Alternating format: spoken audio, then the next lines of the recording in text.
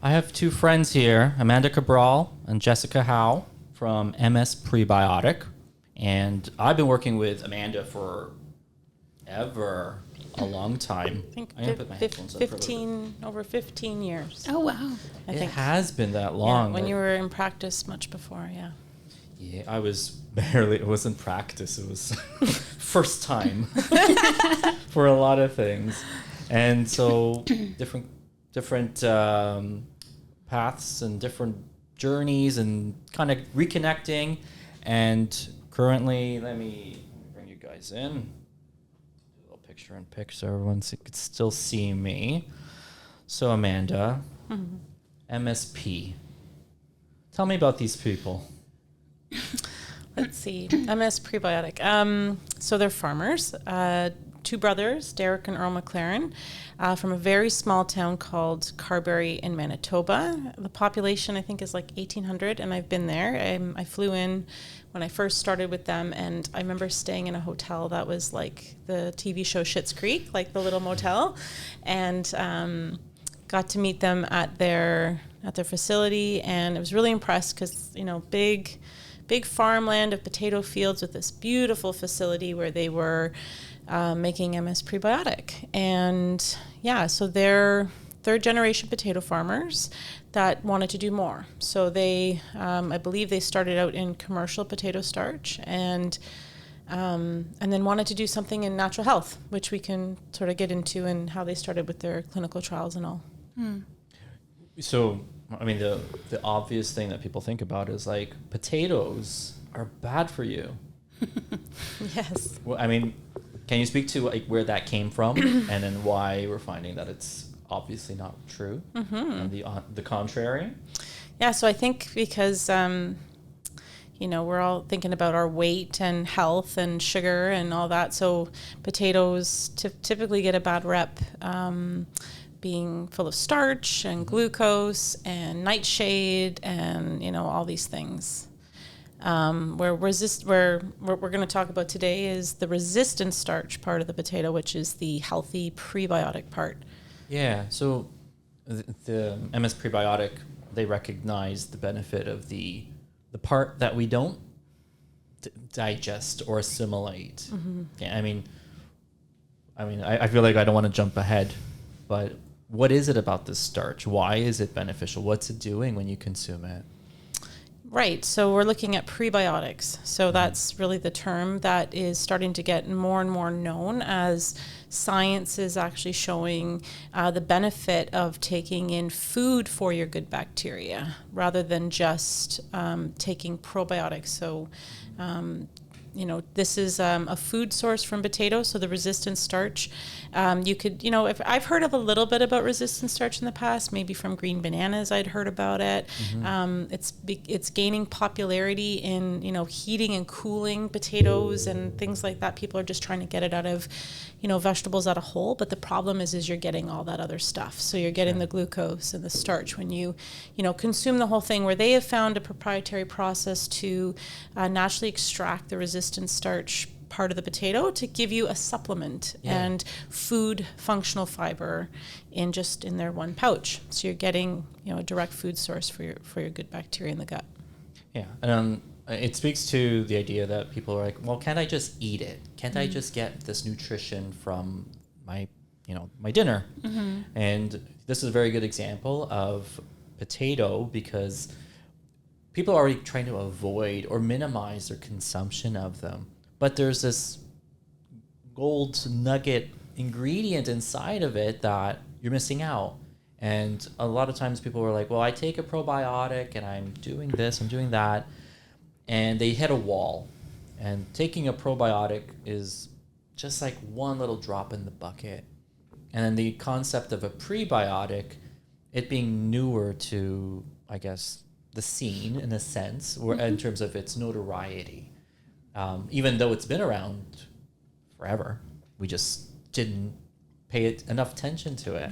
And now we have the MSPrebiotic, and this, it does make a difference for a lot of people. I mean, a lot of times digestive health ends up being a frustrating game where they're like a step forward, a step back. I start feeling better, and then something else kind of shifts back or gets worse. And then using the MS Prebiotic, my patients, myself, I'm sure you guys have seen like lasting effects, immediate effects. I think that's something that people are always wondering, like, how long do I have to take this before I notice a change? And it's really like the first time. When you take it, you see a change because it's providing such an influx of what your body is sort of missing out on. Do you guys want to speak to your own personal experience, perhaps? Yeah, sure. I think that was what was the most shocking part of taking the product for the first time was how fast it worked. Being in the supplement industry for, 15 plus years is, we've all taken lots of different supplements that it takes time. So it could take a month, 2 months, 6 months before you actually see something. So to find something worked so quickly for me personally is why I've been working for them over the years, just based on what it did for me personally. So I'll share to that. So I was born preemie, and what I was told, growing up is you almost died when you were little. And I'm like, what happened? And I caught pneumonia from a baby next to me in my incubator, apparently. And they had to give me antibiotics, at a really young preemie age. So I never linked this together to why I was constipated my whole life. Like from being very little, I remember my dad, rolling a tennis ball on my stomach, missing school, having really bad, severe stomach aches, going to the bathroom maybe once a week, and I grew up with that my whole life, and nothing really seemed to work until I did meet a naturopath that told me to take a good probiotic and take some flax seeds and lots of fiber, and it worked a bit. I can't say it solved it. And I literally remember just sort of saying to myself, I give up. Like I'm using things to help me go. Nothing is solving the issue, and probiotics are only doing so much. So I got handed a bag, would you like to try this? Maybe work with us. And newly out of nutrition school myself, I had just heard about prebiotics. It was still relatively even more new than it is now, so 7, 8 years ago. And as I took it for the first day or two, probably after day two alone, I noticed things moving in my system, and I'm like I was going to the bathroom. I'm like, okay, not like a laxative, not running to the bathroom, sorry. But I did notice, some improvement right away. So kept taking it, and I got up to my first scoop, and I'd say within 2 weeks, I was like regular. So I was going every day. And that to me was like, what is going on here? It was not what I was used to, going to the bathroom 2 to 3 times a day, which is like, holy poop, for real. Like, it was kind of like, this isn't, like, that's what is normal. And I wasn't used to that. But anyways, it was great. And I just thought it was a miracle. Like, I was just quite, shocked on how well it worked. And I had to think to myself, well, why is that? Why would it work so well? I've been taking probiotics. And I looked at their clinical trial, and it said that, like, basically their trial showed that it, it was increasing good bacteria and pushing out bad bacteria. So I thought to myself, okay, well, I'm going to stop taking my probiotic now. I'd been taking it for 10 years, and I'm going to see what happens. So stop taking the probiotic. I took it for 2 more weeks. I increased my dosage a little bit just to get to a dosage that seemed to be working better for me. So that was 2 scoops. And at that end of that month, I, again, still regular, no more probiotics, just the prebiotic. And why did it work so well? Because it feeds what you have. So it's working with your own personal strengths. So I've been on it ever since, and still been regular. Go to the bathroom every morning, and I'm like, hallelujah, it's great. So. Jessica, why don't you share some of your experiences and even your your taste of the company and what it's done for you. Yeah. So I don't actually think I've ever told you my story, but very similar to Amanda's in the sense that I was also a preemie, and I was born through cesarean section, which that can be very disruptive to general well-being, but your microbiome in particular, and your immune system. So I always joke that I grew up in a health food store because my mom was very holistic in her approach to medicine. However, just due to the nature of my birth, I had a lot of issues with ear infections. I think I had like up to 10 ear infections 1 year, to the point where I wasn't able to even fly in an airplane under 5 because I was basically had a chronic ear infection. I guess we could put it that way. And due to those antibiotics, it basically manifested for me in more of not so much the constipation and stuff that Amanda has experienced, but more cognitive, like ADHD, allergies, intolerances, that sort of thing. And so until I grew up, and thankfully my mom was very good. She put me on probiotics pretty young. But I kind of spent a lot of time being unsure of what the root cause was until we realized that it was definitely my gut. And that was messed up, and the reason why I was basically allergic to everything, and still do have allergies, but not to the extent that I once did. But I guess over the last couple of years, and I've met Amanda, and we've been working together for about a year now, I think. She introduced me to prebiotics, which I've been taking alongside my probiotic, and I don't actually take a probiotic anymore. And my allergies have definitely gotten better, and I just think my basically well-being has been a bit better since I've been taking a prebiotic as well too. So it's fascinating. It's an interesting story to get into, but both of you have a very common origin story, if you will. And I think that it points to the fact that gut health is really impacted by the early years. And if you have some issues early on, unless they're addressed and recognized, you're going to have just perpetual issues moving into adulthood. And it manifests differently for different people as well too. Sure, yeah, that's a good point. So fast forward to the current state where you guys have amazing gut health. Generally speaking, it's a work in progress. Yeah, it is, but very. And do you find that, this is sort of a segue to a bigger topic, is that do you feel like other health concerns have been positively impacted by a correction to your gut? Absolutely. Yeah. Absolutely. A lot of people find that, though, whether it's hormonal issues, weight, if there is inflammatory states. I see a lot of people with arthritis, and instead of giving them all the common arthritic formulations, most of it is gut-related healing. Because then those inflammatory markers are coming down. Absolutely. And they can bend their hands without pain. Their fingers not swollen. Their knees don't hurt, and their back doesn't hurt. So, prebiotics and gut health is sort of one of the first steps for overall systemic true health, right? I would say that, yeah, absolutely. It all starts with the gut. It does. Let's see. I had a couple questions.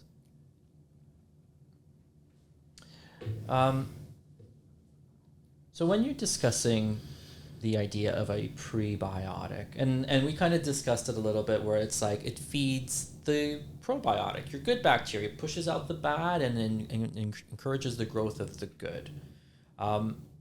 Is there a point where someone's but why am I not getting this just in my diet? Why do I have to take this as a supplement? Does that ever come up? How would you answer that question? Yeah, definitely. When it comes to resistant starch, we just don't get enough of it in our diets today, based on processing and refining, heating, cooling. That's why I like this. I always taught that a supplement should be basically the things you aren't getting in your diet. If you're taking a greens drink, it's maybe because you're not having enough vegetables. Resistant starch would be the same thing. We're not getting enough of it. We're not consuming as much fruit and veg as we should. So this is really the concentrated form of that resistant starch. Sure. Yeah. Right? Yeah. It makes so we're sense. not getting enough of it in our diets for sure. Yeah. I think we have in our society, our issue is we don't make time to eat, let alone having a balanced diet with everything that should be in it, let alone the idea of that maybe our food supply is made for yield and not necessarily for quality. So, I think when you find a product like this that fills and checks so many deficiencies, checks so many boxes, it's almost like a no-brainer. And a lot of people, have these foundational supplements. They'll be like, well, I take like a fish oil, I take vitamin D, I take magnesium. I think MSPrebiotic, I think, does fall into that category just because it's like, well, you need something for gut health. This has an immediate daily effect. To me, I've seen it help people with some blood sugar stuff.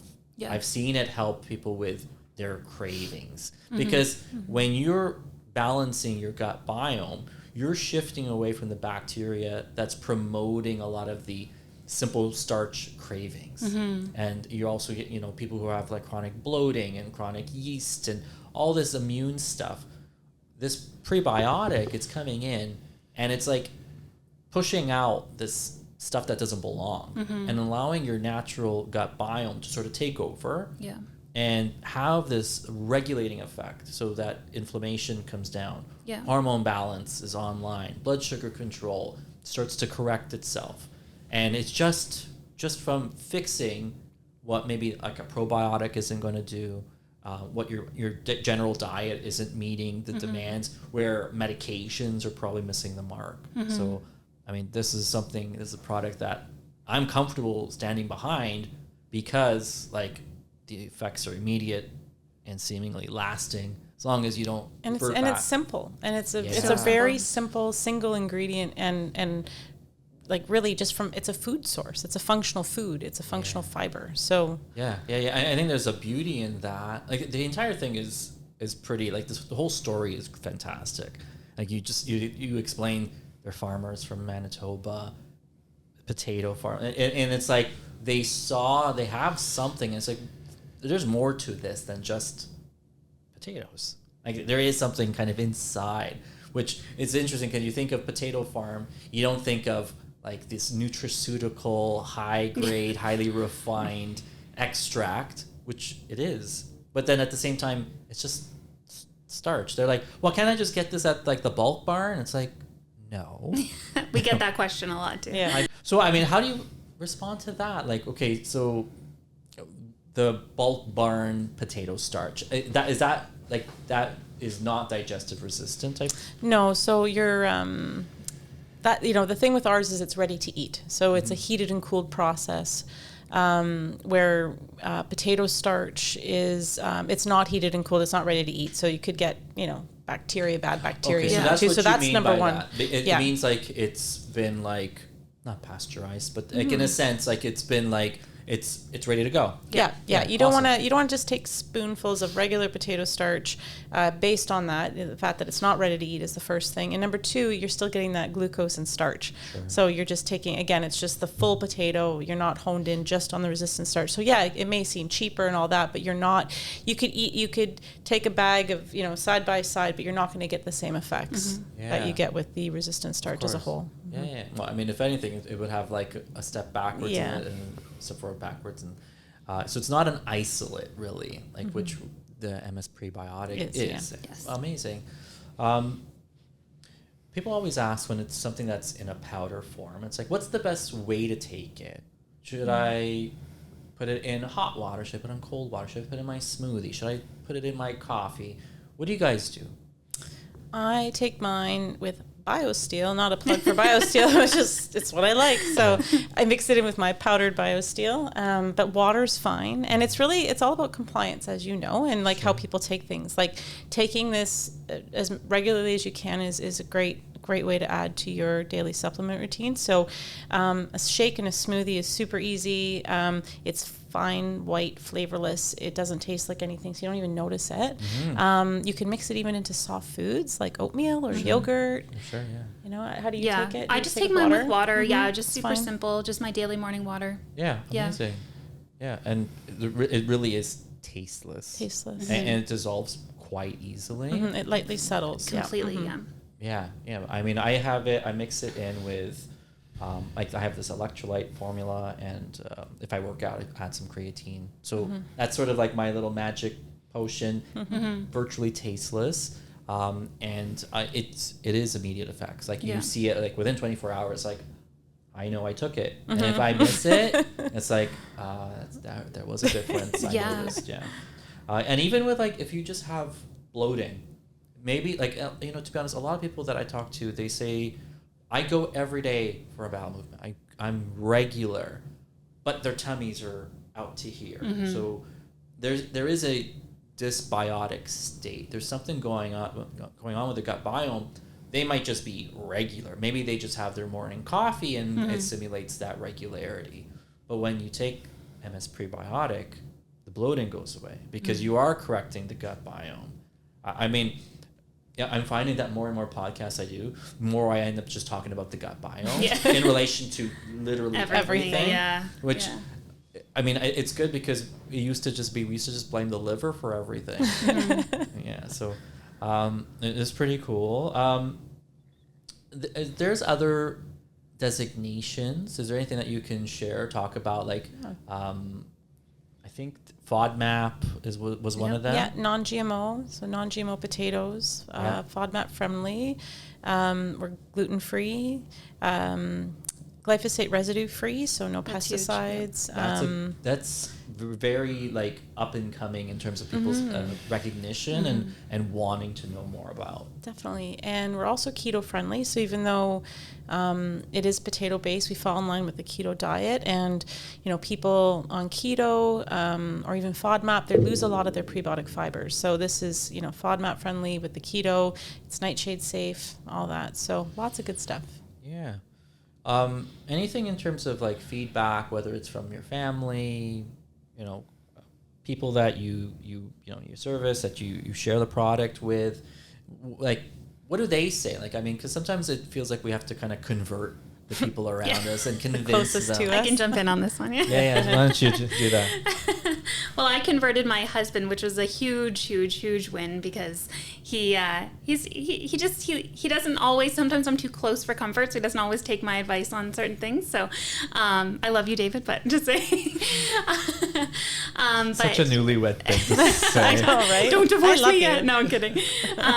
But yeah, so he has had gut issues for just a while, mostly just bloating. He jokes that he has like a dad bod now or something like that, where he just gets bloated after meals. And I've been telling him for the last few years. It's your cooking. Yeah. Maybe. No. I'm sorry, I had to do that. But yeah, so he's been having just general gut issues and just feeling discomfort. So I've been saying for probably a couple years now, about a year and a half, like, you should try this product. It could be really helpful for you. Like, I promise you'll notice a difference. It's very quick acting. So finally, about a year later, he started trying it. But I just watched him do it. I just saw him in the cupboard one day, so he must have finally got fed up with it, his bloating. So he tried it. And then he was taking it for about a month religiously. He absolutely loved it, seeing huge results. And then he was recommended another prebiotic on the market by a friend of his. So he thought, I'll just try this one out. We'll see how this goes. And immediately within a couple weeks of using it, his bloating came right back, and needless to say, he's back on MSPrebiotic, and he takes it every single day. What was the name of the other product? I can't say. It doesn't matter anyway. Yeah, it's still a great product, but it just didn't work. Sometimes different products work differently for certain people, and MSP really works well with him. And I can talk to that too. So just what makes us different too is the tolerability as well. So being an insoluble fiber, it doesn't expand in water, right? It doesn't give that, like some other, like sun fibers, guar gums, things like that. They expand in water. They draw water into the gut. It can be a bit more irritating to folks, where if you take it properly, it's very easily tolerated. So tolerable, yeah. Great. And now what? Now what do you guys want to talk about? Because everything is about gut health, but I mean, is there anything you can say in regards to other areas of your health that you feel has been impacted personally, if you're willing? I think that was like the biggest one for me was, like, obviously it's something I dealt with, every day and couldn't come to a conclusion to, is bowel health. So for me, it was always bowel health. I'd say I'm healthier as a whole. I don't get sick all that often. So I can see definitely a boost in the immune system. Taking it with food, maybe balancing some sugar because of the fiber and stuff too. Yeah. I mean, there is a lot of research in terms of fiber acting like a blood sugar regulator. Yeah, totally. And we are actually classified as a very high source of fiber. So it's 7 grams of fiber per scoop, and it is 25% of someone's daily intake. So it's quite a lot. And you can take that, with your food as well. I'm just trying to think of any other ways it's kind of helped me, but just overall well-being, sleep. Yeah. So. Yeah. I thought I would just, to your point that you mentioned earlier, I thought it was a really good point that a lot of people are taking like their vitamin Ds, their omega-3s, magnesium, all, the main supplements that we're told to take. However, if your gut is not healed, you're not going to absorb them as well as you would be able to if you have a healthy gut. So it is the best place to start, and anyone that, I have people in my life that are not as into natural health as I am. And I would definitely say start with your gut, heal your gut, get your probiotics, your prebiotics, especially if you've been on an antibiotic, make sure you take your probiotic, but eventually all you really need is a good prebiotic, and then potentially introduce your omega-3s and your vitamin D, so you're getting the full benefit of it as well too. Yeah, I think it's a nice point because we are under the impression it's like just because we take a supplement or just because we're eating the food that's in front of us, there's a presumption that it's doing internally what it's supposed to. But, there are little bottlenecks and limitations that if your gut is not healthy, that food in front of you, it may or may not be doing you any good. I've had people come in, they're like, I feel good when I just don't eat. Yeah. I feel better. I feel lighter. I feel my brain is clear. That's not a solution. Yeah. That's adding, to the problem. And then when you're like, we have to invest in your gut health and the repair process, which it sounds daunting, but it's not, because each step of the way you feel better. Absolutely. So you may take 3 months to recolonize and repair and improve the overall functioning of your gut, but every week you see a change. Yeah. You're not as bloated. Maybe you're more regular. Maybe you don't feel so heavy after you eat.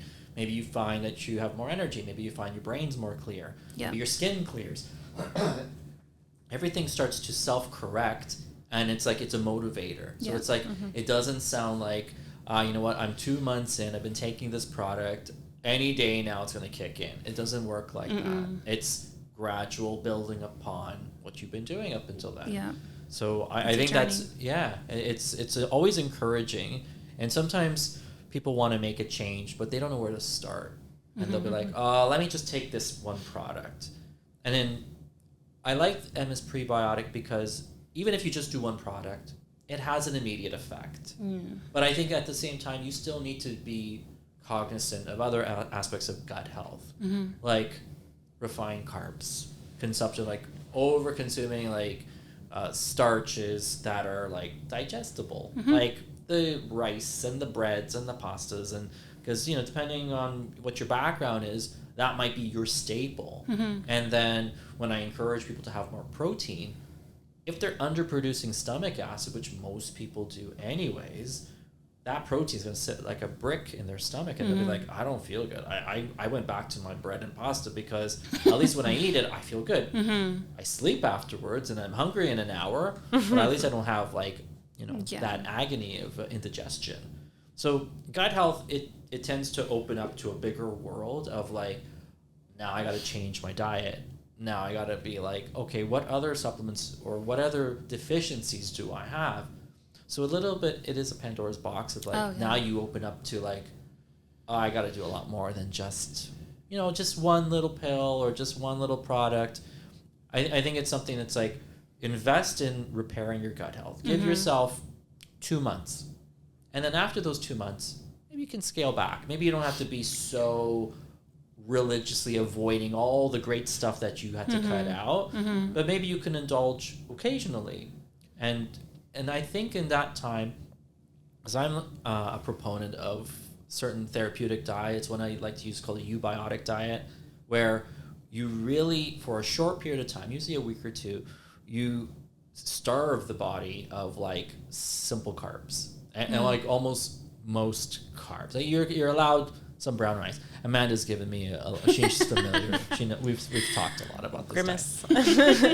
But it's beneficial in the short term, but it's not something that you can sustain because that you can't have fruit, you can't have legumes, you can't, like, there's so many, after a while it's like, well, what can I eat? And after that week, it's a little bit of a detox. You do feel better. You do have a shift. But for someone that this kind of diet, it seems too daunting, again, the prebiotic kind of does a little bit of a shortcut because it is allowing the good bacteria that exists in your gut to start to propagate. Right. And you're not in the diet, as long as you're somewhat mindful of what's coming in, you're not trying to overindulge, like you're trying to scale back a little bit. People will tell me, like, I only have pasta once a week now. I got a lot more vegetables. I'm aware of what I'm consuming. I don't have bread with every meal. And people will be like, well, what's wrong with those things? And it's like, well, don't start with the gluten stuff. It's like ignoring gluten. It's just the glycemic load, the carbohydrate component. Where is that going internally? What's it doing? People think that's like, well, it's just you break it down and you go to the washroom. It's like most of that carbohydrate either is getting stored as fat or it's feeding into your gut biome, specifically those bacteria that like simple carbs. And that's a big issue. Yeah. I just noticed, like, I try to eat as much gluten-free as I can, and the kids will grab a pizza, and I'm like, oh, I'm just going to have that crust, but because I don't eat a lot of it. As soon as I have that crust, I just feel tired after. Awful. Like, I just, the bloating, the tiredness. Yeah. Gluten-free it's I think it's easier than it used to be. And there's still a lot of people that it's like very much open to debate. I spoke to a naturopath last week, and she was of the opinion that it's more of a wheat issue than a gluten issue. Okay, so can you go on, we'll go on this topic a little, but I've been told people will go to Italy and they can eat the gluten or the wheat there and they're okay. So is it the wheat that we're consuming here with modified stuff? Probably. That's the one. And number two, okay, someone like myself that I've taken gluten out of my diet for many years. Now, because I have identified it as an intolerance, because when I took it out, I dropped quite a bit of weight. So I knew it was causing inflammation for me. But now, because I've had it out of my body so long, when I have it, I react quite substantially. Yeah. So that's where is what you're saying to that point is it what we think it is? Or is it because I've just like taken it out for so long? Do I actually have a gluten intolerance, right? Yeah, so I mean, because I do a lot of food sensitivity testing and base their diet on those results. So it's common for people to find that if they remove gluten for a period of time, their symptoms get better, regardless of what their symptoms are. When they reintroduce it, if it's too soon, meaning like within like a 6-week window, or too frequently of a reintroduction, like it's like, oh, I've had it like 3-4 times this week, now I'm starting to feel it again. So I don't know if it's just purely an antibody thing, because when we do food sensitivity testing, you are looking at antibodies. That's the IgG typically. So sometimes with avoidance, that IgG load drops. So your body's on less of a red alert. So the longer you can wait and minimize the reintroduction, because as soon as you bring it back, even if it's just one bite, it's not necessarily a volume or consumption issue. It may just trigger your immune activation and bring back, it's like a reawakening. And in that way, it is very much like an allergy or an exposure issue.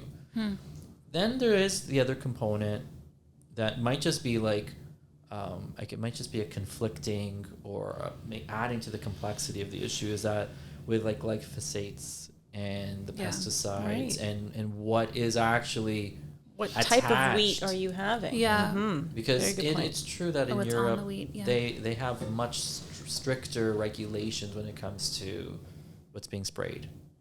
So that has to also have an impact. It could very well be 50-50 on whether it's 60-40 for you, 70-30 for me, but both are factors. And then on top of it, the starch glycemic impact and your gut health. Everything. So now there's all these different factors. It's like it is muddying the water. But the truth is, minimizing or avoiding tends to reduce flare-ups or episodes and reduce your symptoms. So something in it's not good. No. So then you like think of like bread. It's like, well, what's the nutritional benefit of bread? I know. I saw maybe a Dr. Grundy or something, but someone was like, why to avoid white bread? And there's like 4 teaspoons of sugar in one piece of white bread. Like, what is it doing for you? Crazy. Nothing. And we give that to our kids growing up. Like, Yeah. Wonder Bread. Yeah. Wonder.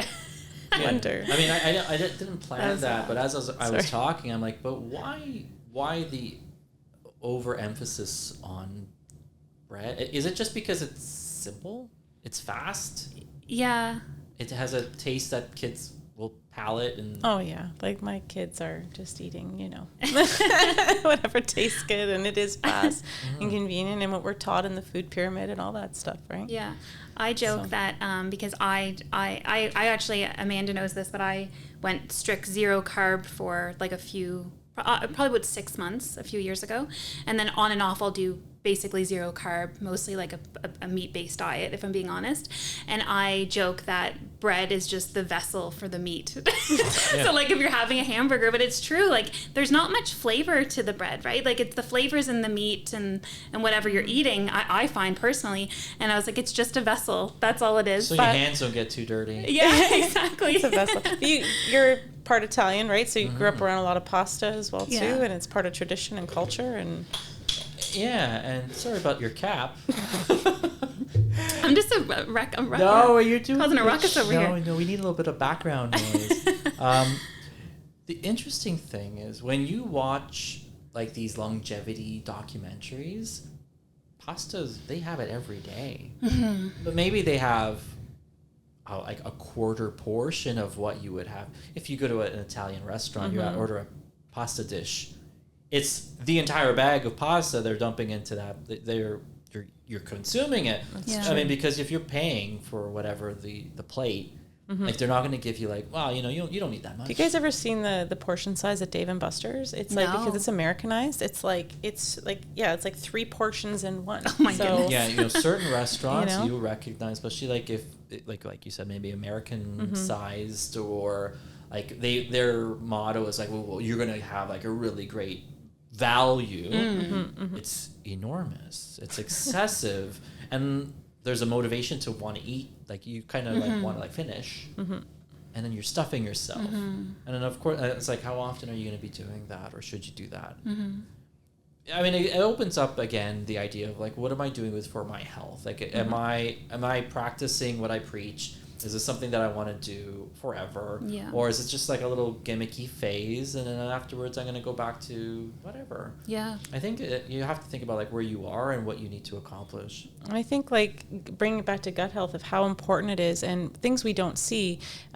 Jason's been working with me on, I was having skin flare-ups, and I mean, that was a whole pocket I didn't even know about, so it just comes back to gut lining and leaky gut and not producing enough stomach acid, not digesting protein, things that come up when you're older, just with your immune system. So it just like, that's the interesting thing about gut health is that like we're just skimming surfaces. And if you go to a GI doctor, they have no idea about what we're even talking about. It's like, there's so much more. So I think their lack of communication or recognition on like our topics here, I mean, I think it points to, obviously their education and the direction of like pharmaceutical Western medical paradigm versus like a preventative approach. So we're very much like, this is prevention. Yeah, where they're dealing with it after the fact. Yeah, Yeah. their clients are like 30 years in, and they're, whether it's Crohn's, colitis, colon cancer, a million different conditions. But we're looking at people like at the infancy of a condition. It's like, well, your chronic constipation is a sign of something that it could lead to bigger issues, but you're not getting that feedback or advice when you need it to, like before it just compounds and becomes a chronic an illness, right? Yeah. It's complicated. Yeah, it is complicated. It is, and this is just like it's sort of off topic, but it is kind of relevant. I recently just had H. pylori, so I went on treatment for about, how long was it, Amanda? Like 2 or 3 weeks, like pretty heavy duty antibiotics. But my point here is that just the havoc, obviously, like it's a different bacteria altogether than, you know, the bad bacteria that we typically deal with, but it affected my entire life. Like I was tired all the time. I was like having like dizzy spells. I was fainting. You know, I was very, very sick. And I had no idea what it was until Amanda was like, maybe you should go check out your gut and see if there's something going on, you know, that, you know, like a bacteria or something. And then I did, and it turns out it was H. pylori. Sure. But that all just came from the stomach and the gut, and it caused havoc over my entire life, basically, for about a year. It was pretty bad. H. pylori is rough because it doesn't necessarily start off as an obvious symptom. Yeah. And before you know it, like it escalates and builds, and it's like I'm in agony every It was day. a monster. Yeah. It was a monster, and it just goes to the power of the gut too, because I was having brain fog and like everything. It's just so true that everything starts in the stomach, and if your gut is off and your microbiome is off, you know, everything is off.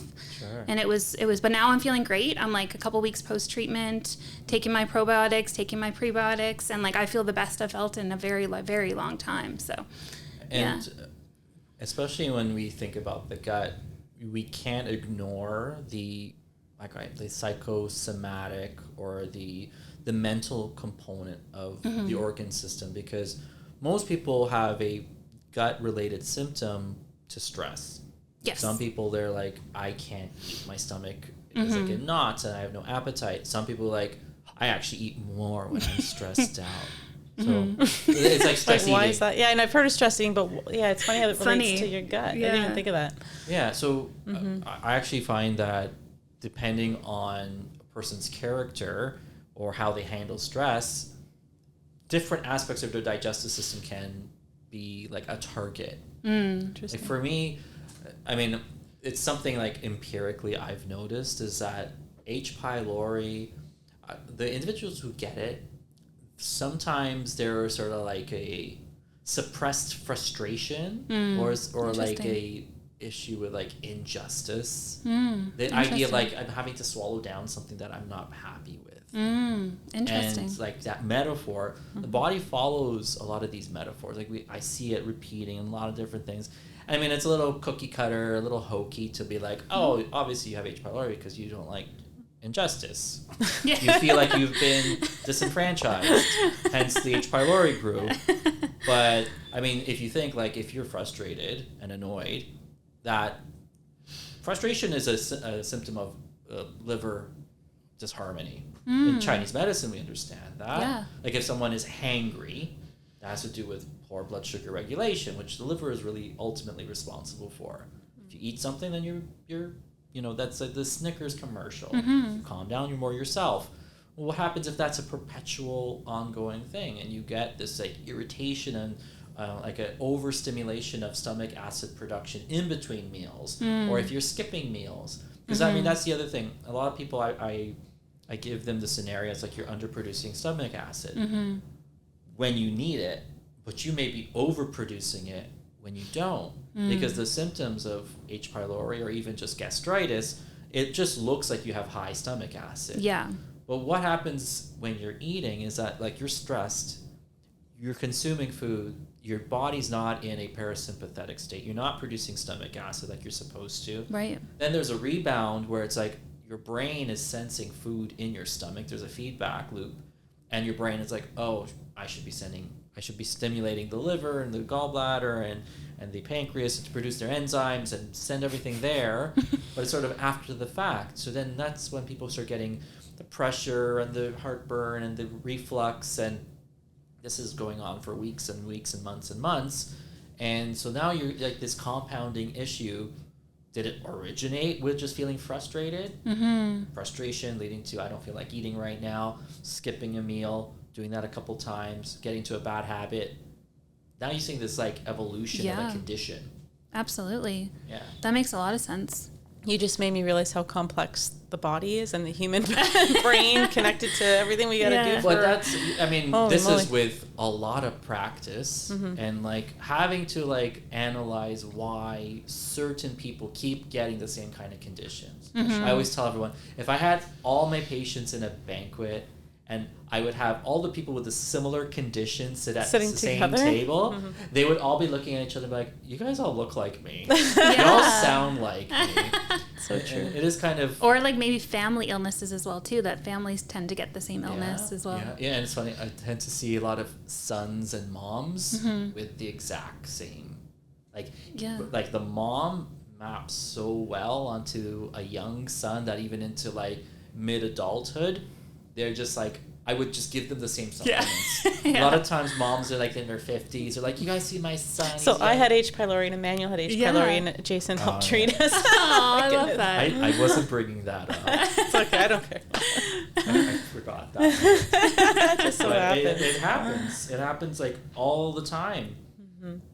So there is something, actually, I've been meaning to do a podcast on like birth order and like the relationships of like the mother and the son, the dad and the daughter, and like firstborn versus secondborn versus thirdborn, and there's so many like those impact health.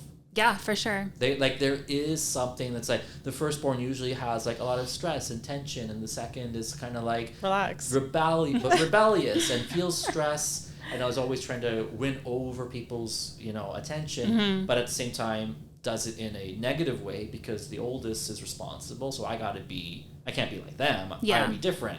And the third, or if it's the baby of the family, they just spoil and get away with anything because everyone's tired by the time the third is born. Exactly. So, yeah. I'd listen to that. I find that stuff really fascinating as well with families. Yeah, it dynamics. is something that you do have to just talk to a lot of people and see that it's like, oh, it happens to you guys too? Because you'd be like, no, it's just like, growing up, you see stuff as a kid. And then if you've got kids, then you start seeing patterns. And if you talk to someone else that has a similar situation, it's like, oh, you got 4 kids? Well, I got 4 kids. Your oldest does it, and your old, okay, funny. I see now. It's like, I'm not alone. Yeah. And it's not that I'm doing everything wrong. It's just, sometimes it's just like a function of like, well, of course the second is going to want to be in charge all the time because the first one is told, okay, you're in charge, make sure they're okay. What happens when the second is old enough or mature enough to be like, well, why does she have to be in charge of me? I'm old enough, I knew better, I know I did something faster, I vacuumed faster, I don't know. I wish it was vacuumed. I just have to do prebiotics. Oh, good. I love that. Yeah. Okay.